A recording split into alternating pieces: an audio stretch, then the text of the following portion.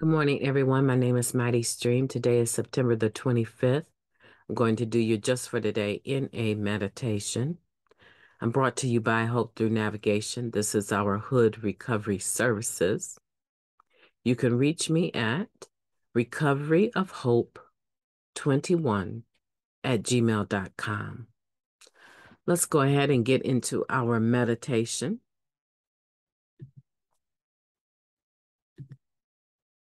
Just for today. Meditation for September 25th is about the fourth step, fearing our feelings. We may fear that being in touch with our feelings will trigger an overwhelming chain reaction of pain and panic. Basic text, page 30. A common complaint about the fourth step is that it makes us painfully conscious of our defects of character. We may be tempted to falter in our program of recovery. Through surrender and acceptance, we can find the resources we need to keep working the steps. It's not the awareness of our defects that causes the most agony. It's the defects themselves. When we were using, all we felt was the drugs. We could ignore the suffering our defects were causing us. Now that the drugs are gone, we feel that pain. Refusing to acknowledge the source of our anguish doesn't make it go away. Denial protects the pain and makes it stronger. The 12 steps help us deal with the misery caused by our defects by dealing directly with the defects themselves. If we hurt from the pain of our defects, we can remind ourselves of the nightmare of addiction, a nightmare from which we have now awakened. We can recall the hope for release the second step gave us. We can again turn our will and our lives over through the third step to the care of the God of our understanding. Our higher power cares for us by giving us the help we need to work the rest of the 12 steps. We don't have to fear our feelings. Just for today, we can continue in our recovery. Just for today, I won't be afraid of my feelings. With the help of my higher power, I'll continue in my recovery. Let's take a moment of silence followed by the we version of the Serenity Prayer. Moment of silence now, please.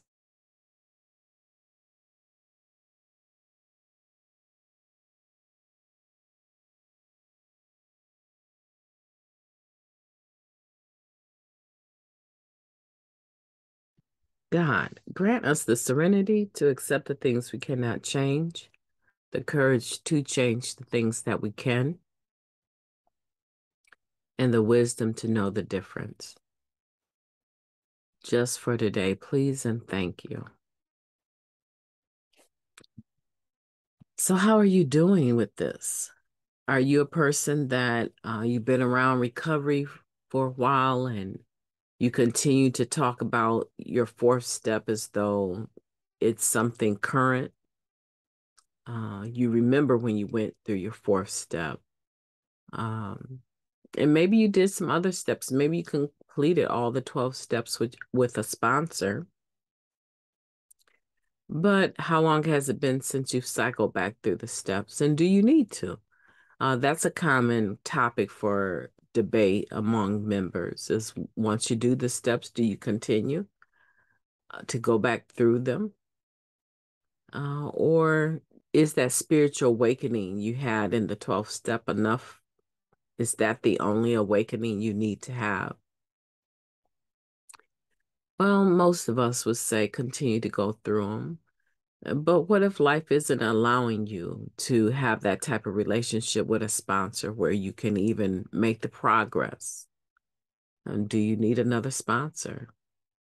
Do you need other women, other people, other men, other recovering persons in your life that you can sit and actually, as a group, go through the steps together? I had a writing group. We would meet in my home. This is when I didn't have a lot of furniture.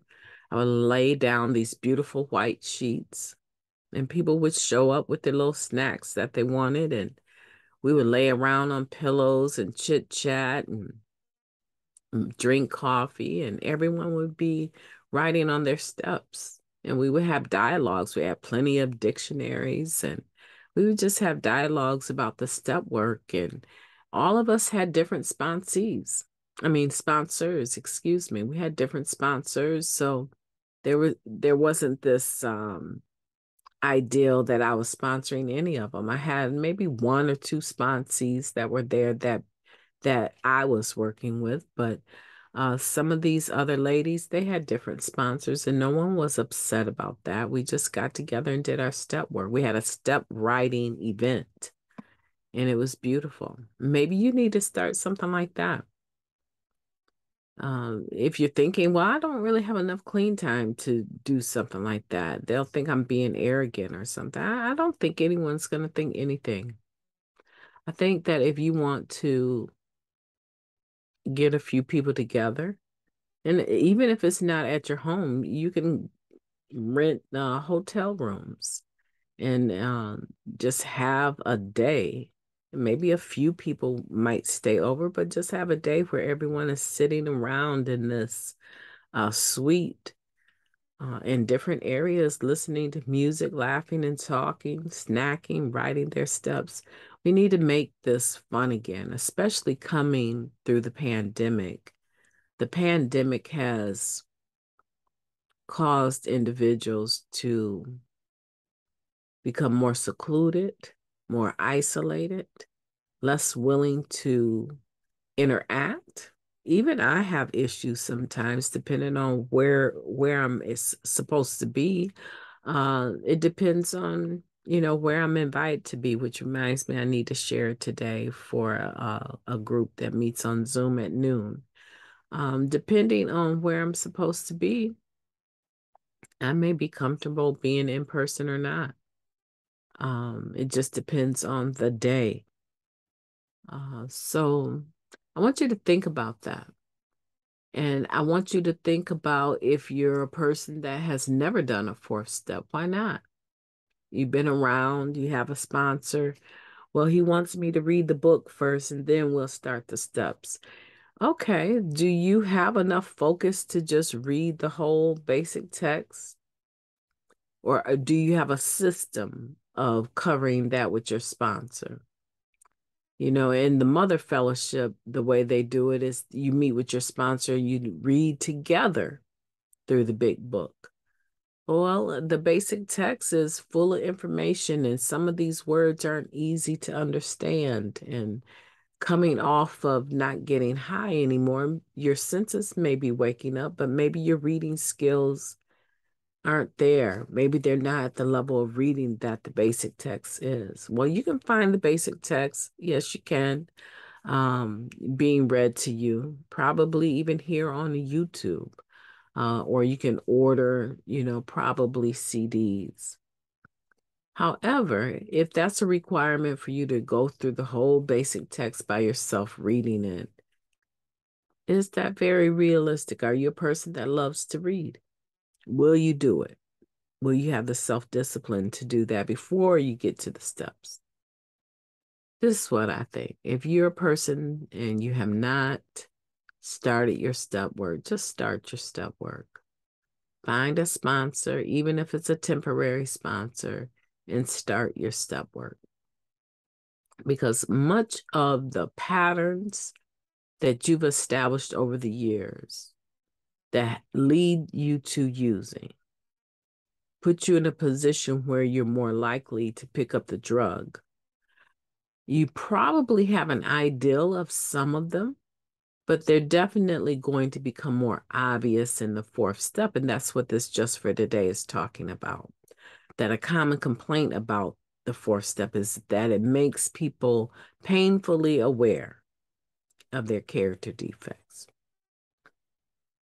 Okay, so you become aware of your character defects. Okay, you become aware that you have a lot of pride As a result of your pride, you tend to fabricate stories, lie a lot, manipulate relationships so that maybe 2 or 3 people only hear this part of the story and the other 2 or 3 only hear that part of the story, because you're telling the part of the story to each group that makes you look better based on whoever you're talking to. Okay, so it's not the awareness of them. It's the actual character defect that is causing you the most pain. You probably have been somewhat aware of them. But when you start looking at the pattern and how they have played out in your past, then I think that's what some people shy away from. But if you stop now, if you stop right at the 4th step or the 5th step, if you stop, you will still be in the same vicious cycle of those character defects. And this program is about change. It's about changing how we respond to things, how we act, how we think, right? How we believe.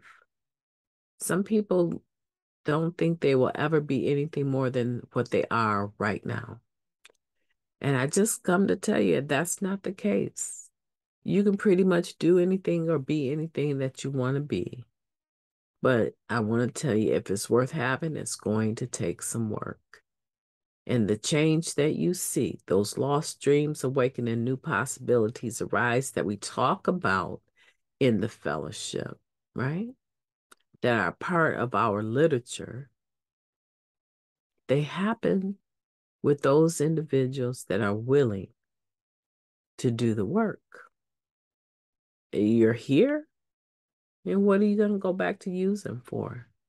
You have your own life story, your own nightmare of addiction that you can look at any time.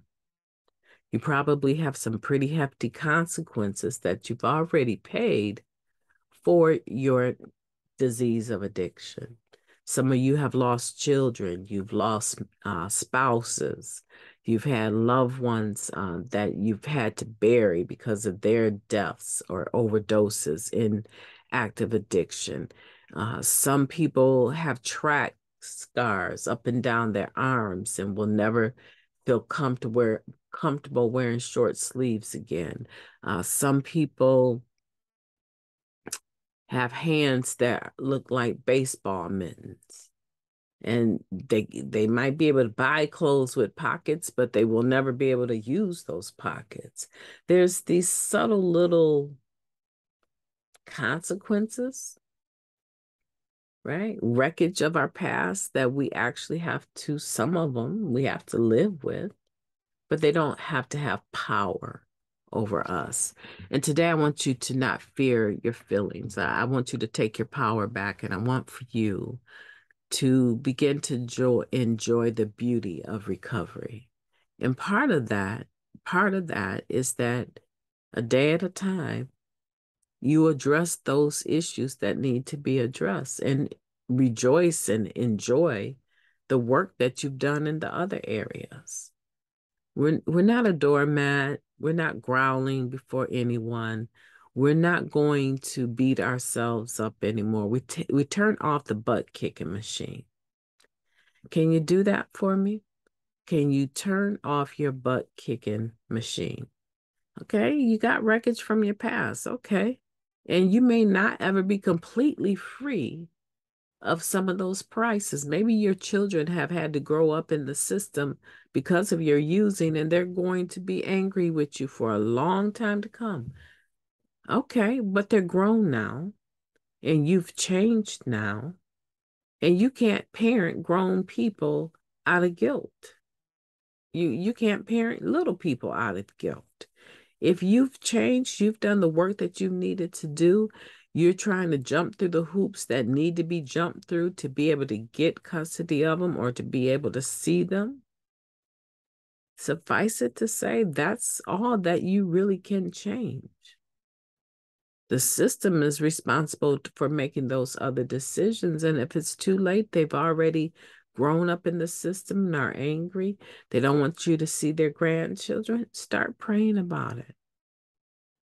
start seeing your grandchildren, rather start praying about it. Because these are little lives that will never know you high. And maybe your grown child is trying to make you pay. But truly who they're making pay is the grandchild, right? There's nothing wrong meeting you at the park and bringing the grandchild so you can hold them for a little bit and know who they are and they can feel your energy as their grandparent. You know, that's just one area, right? I don't believe that our children should be our best friends anyway, right? But in some instances where you've been separated, estranged from your kids, and now they're grown, maybe that type of relationship is the best that you're ever going to get. And that's where the serenity comes into play. Yeah, right? Grant me this serenity to accept the things I cannot change, the courage to change the things I can, and the wisdom to know the difference. You know, I have a very interesting life.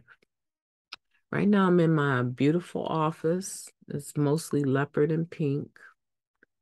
There's some things like my husband's crossbow and his desk that are taking up space that I'm intending on removing mostly from the office because he's never in here, right? And nor do I think he will ever be interested in being in the office again. And I'm going to make them look probably more feminine and enjoy all of the office to the best of my ability. But I woke up with the worst migraine,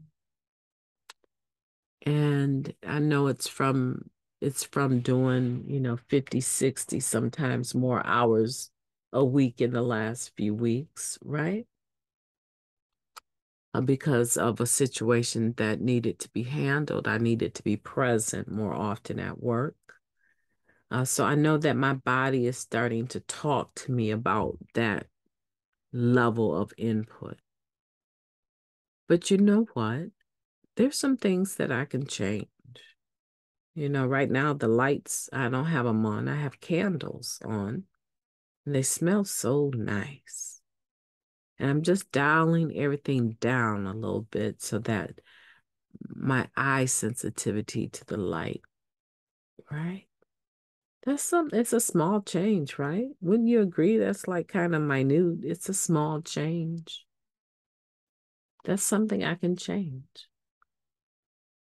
And it's helping me. I don't want you to think about the serenity prayer as this big statement that you have to go out and change the world if you're able to change those things. I want you to look at the little tiny areas in your day-to-day life that you can make some adjustments in, right? And adjust those things. And then look at the areas in your life that you can't. Even if you did change, you wouldn't change them. That's where you need the serenity to accept the things you can't change. And some of those relationships you're still sad about are just in that group of things that you're going to need serenity to accept that you cannot change them. You'll be amazed at the energy level that is freed up for you to go on and do more positive things. And you get the wisdom to know the difference, and you understand that you cannot control grown people. Only thing you can change is yourself, right? You will be amazed at the different type of beautiful things that start to happen to you. My name is MightyStream, and I believe you have gotten the point of today's meditation. Not to fear your feelings, right? Do the work that you need to do to get the results that you're looking for. I hope that you have a beautiful day on purpose. I intend to. I intend to. I'm going to do the next meditation here shortly. And I hope that tomorrow when we talk again, that you can email me and tell me something about today's meditation and how it affected you. I'm looking forward to hearing from you. Have a beautiful day on purpose. Talk to you tomorrow.